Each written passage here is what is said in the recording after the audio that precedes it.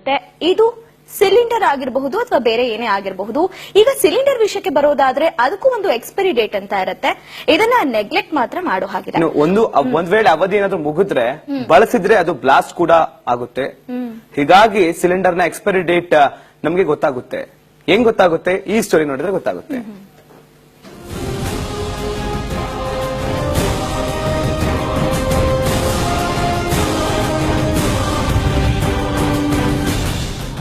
LPG cylinder expiry date.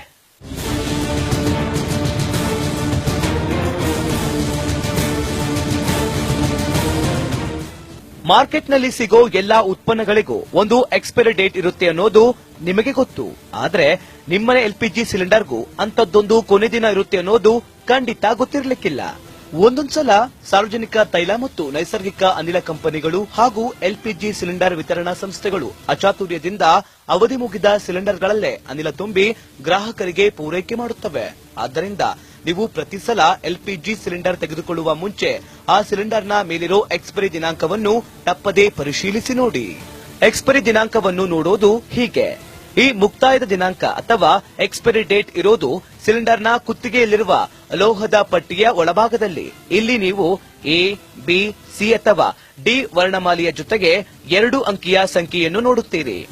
A ಅಂದರೆ ಜನವರಿಯಿಂದ ಮಾರ್ಚ್ನ ಮೊದಲನೇ ತ್ರೈಮಾಸಿಕ, B ಅಂದರೆ ಏಪ್ರಿಲ್ನಿಂದ ಜೂನ್ ವರೆಗೆ, C ಅಂದರೆ ಜುಲೈನಿಂದ ಸೆಪ್ಟೆಂಬರ್ ವರೆಗೆ ಮತ್ತು D ಅಂದರೆ ಅಕ್ಟೋಬರ್ನಿಂದ ಡಿಸೆಂಬರ್ ವರೆಗೆ. ಇವುಗಳ ಜೊತೆಗಿರುವ 2 ಅಂಕಿಯ ಸಂಖ್ಯೆ ಸಿಲಿಂಡರ್ನ ಅವಧಿ ಮುಗಿಯುವ ವರ್ಷವನ್ನ ಸೂಚಿಸುತ್ತದೆ. ಉದಾಹರಣೆಗೆ ಇದನ್ನ ನೋಡಿ. ಇಲ್ಲಿ ಸಿಲಿಂಡರ್ನ ಮುಕ್ತಾಯದ ದಿನಾಂಕ B13 ಅಂತಿದೆ. ಇದರ ಅರ್ಥ ಏನೆಂದ್ರೆ 2013ರ ಜೂನ್ನಲ್ಲಿ ಈ ಸಿಲಿಂಡರ್ನ ಆಯಸ್ಸು ಮುಗಿಯುತ್ತದೆ ಅಂತ.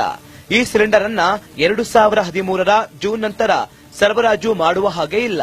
ಒಂದು ವೇಳೆ ನಿಮಗೆ ಇಂಥ ಅವಧಿ ಮುಗಿದ ಸಿಲಿಂಡರ್ ಅನ್ನ ಸರಬರಾಜು ಮಾಡಿದ್ರೆ ನೀವು ಆ ಸಿಲಿಂಡರ್ ಅನ್ನ ಹಿಂದಿರುಗಿಸಿ ಈ ಟೋಲ್ ಫ್ರೀ ದೂರವಾಣಿ 1967 ಅಥವಾ 1800-425-9339ಕ್ಕೆ ಕರೆ ಮಾಡಿ ದೂರನ್ನ ನೀಡಬಹುದು. ಈ ನಂಬರುಗಳನ್ನ ದಾಖಲಿಸಿ ಇಟ್ಟುಕೊಂಡು ಇನ್ಮುಂದೆ ಸಿಲಿಂಡರ್ ಪಡೆಯುವಾಗ ತಪ್ಪದೇ ಎಕ್ಸ್ಪೈರಿ ಡೇಟ್ ನೋಡಿ.